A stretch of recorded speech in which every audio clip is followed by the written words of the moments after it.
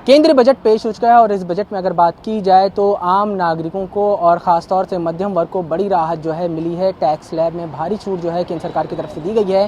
Tax slab को अब 5 लाख से बढ़ाकर 7 लाख कर दिया गया है। छूट की अगर बात की जाए तो हमारे साथ senior designated chartered accountant Shri Ram Atal ji मौजूद हैं। सर, सबसे पहला सवाल, बजट को आप किस तरह से देखते हैं? क्योंकि जिस तरह से आर्थिक मंदी की दौर से विश्व गुजर रहा है, ऐसे में एक बजट भारत में आया।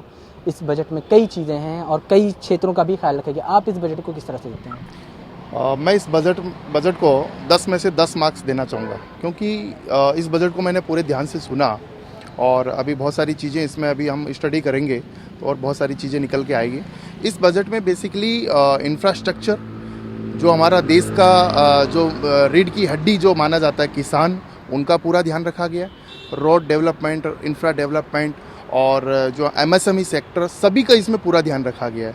तो इसमें मुझे एक चीज़ देखने को मिली कि इस बजट में भारत का 2047 का रोड मैप तैयार किया गया है। ऐसा उनकी कोशिश रही है। सरकार ने शॉर्ट टर्म सोच नहीं रखी है कि जो हम तुरंत ऐसा कोई बेनिफिट देके और लोगों को ऐसा उन्होंने नहीं सोचा है। और सबसे ज़्यादा अच्छी बात ये लगी कि जैसे इंफ्रास्ट्रक्चर डेवलपमेंट है, उसके ऊपर इन्होंने जो अपना बजट बढ़ाया 10 लाख करोड़ उन्होंने किया है, जो कि 2020 में जो इन्होंने बजट एलोकेट किया था उसका लगभग पूरा 3 गुना इन्होंने इसको बढ़ाया है। तो अगर इंफ्रास्ट्रक्चर बढ़ेगा तो देश में निश्चित रूप से विकास होगा। इसी तरह से अगर मैं किसानों की बात करूं तो किसानों के लिए इन्होंने अनेक स्कीम्स लेके आए, जैसे कृषि निधि योजना, वो किसानों के लिए जो है, जैसे पिलेट्स जो है हमारे देश के अंदर अभी आपने देखा होगा मोटा अनाज बहुत फेमस हुआ है।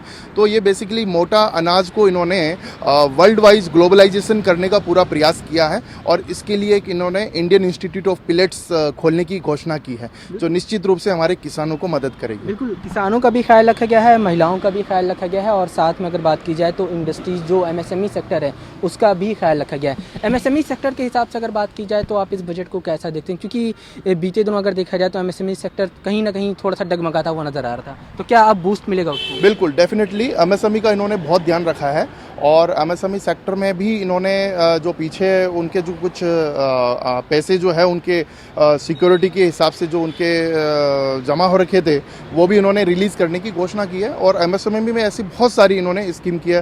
पहले भी ऑलरेडी इन्होंने सस्ते लोन की जो एमएसएमई को किया था, उसके माध्यम में देश में जो स्मॉल स्केल इंडस्ट्रीज काफ़ी हद तक ग्रो कर रही है। अब आखिरी सवाल और सबसे महत्वपूर्ण सवाल है कि जिस तरह से टैक्स स्लैब में छूट दी है, एक बड़े वर्ग को इससे राहत मिलेगी, आप इसको कैसे देखते हैं? और थोड़ा सा हमें अगर टैक्स स्लैब के बारे में समझा भी सकें आप।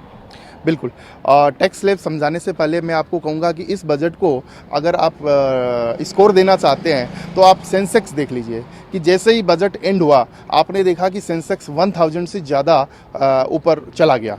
तो ये अपने आप में इसको इन्वेस्टर्स भी इसको सराह रहे हैं, इस बजट को देश का शेयर मार्केट भी इसको सराह रहा है। अब बात करते हैं टैक्स की। तो टैक्स के अंदर आपने सुना होगा कि 5 लाख जो हमारी एक रिबेट लिमिट हुआ करती थी कि जिसकी इनकम 5 लाख है उसको कोई टैक्स नहीं देना, अब वो लिमिट बढ़ा के 7 लाख कर दी गई है। यानी कि जिस भी व्यक्ति की 7 लाख इनकम है उसको कोई टैक्स नहीं देना। तो सबसे बड़ी बात यह है कि जो देश का मध्यम वर्ग वाला व्यक्ति है, जो जिनकी इनकम 55,000 रुपये के लगभग महीने की है, उसको अब 1 रुपया भी टैक्स नहीं देना। उसके बाद बात करते हैं कि जैसे जो जिनकी इनकम 7 लाख से ज़्यादा है, तो उनके लिए भी जो न्यू टैक्स रिजीम जो गवर्नमेंट पहले लेकर आई थी, उसमें भी इन्होंने बहुत अच्छे और इसमें टैक्स रिडक्शन किए हैं। जैसे कि आपका 3 लाख रुपए तक जो बेसिक एग्जेम्पशन लिमिट जो 2.5 लाख हुआ करती थी, इसको उन्होंने करके 3 लाख रुपए कर दिया। 3 लाख तक आपको न्यू टैक्स रिजीम में कोई टैक्स नहीं देना। 3 लाख से 6 लाख आपको 5% देना, 6 से 9 लाख 10% देना, 9 से 12 15% देना है और 12 से 15 20% देना है और 15 लाख से ऊपर आपको 30%। तो इसमें एक देखा जाए तो ये आम इंसान के लिए है, क्योंकि जिसकी भी इनकम अगर 15 लाख भी है, 20 लाख है, 50 लाख है, ये सभी को ये बेनिफिट मिलने वाला है। और मैं ये समझता हूँ कि इस वजह से जो ओल्ड टैक्स रिजीम है, जिसमें हमें रिबेट लेने के लिए जो 1.5 लाख रुपए की सेविंग्स डॉक्यूमेंटेशन हम लोग कंप्लाइंस करना पड़ता था, ये सब जो है अब उसको लेने की आवश्यकता नहीं रहेगी, क्योंकि न्यू टैक्स रिजीम में भी इसमें अच्छा बेनिफिट मिलेगा। इसके अलावा आपने एक और सुना होगा कि जो लिव एनकेशमेंट है उसमें 3 लाख रुपए तक एग्जम्प्ट हुआ करती थी। ये बहुत पहले के समय में ये लिमिट जारी की गई थी, तो इसको भी इन्होंने बढ़ा के 25 लाख रुपए कर दिया है, जो कि वाकई में एक अच्छा स्वागत लायक है। और जो सैलरीड क्लास है उनके लिए भी जो 50,000 रुपये की रिबेट थी, इन्होंने उसको बढ़ाकर 52,500 कर दिया। तो अगर पूरे बजट को आप आंकलन करें और पिछले बजट की तुलना करें तो इस बजट में क्या कुछ खास आपको दिखता है और किस तरह से आप इसकी सराहना करते हैं? देखिए, बजट पिछले वाला भी बहुत अच्छा था और उसी का ही परिणाम है। आप देख रहे हैं कि देश की इकोनॉमी हमारी आज भी इन्होंने जो टारगेट सेट किया, देश की इकोनॉमी 7% ग्रोथ के हिसाब से इन्होंने टारगेट सेट किया, जो कि देश की सबसे जो ग्रोइंग इकोनॉमी हमारी भारत देश की है।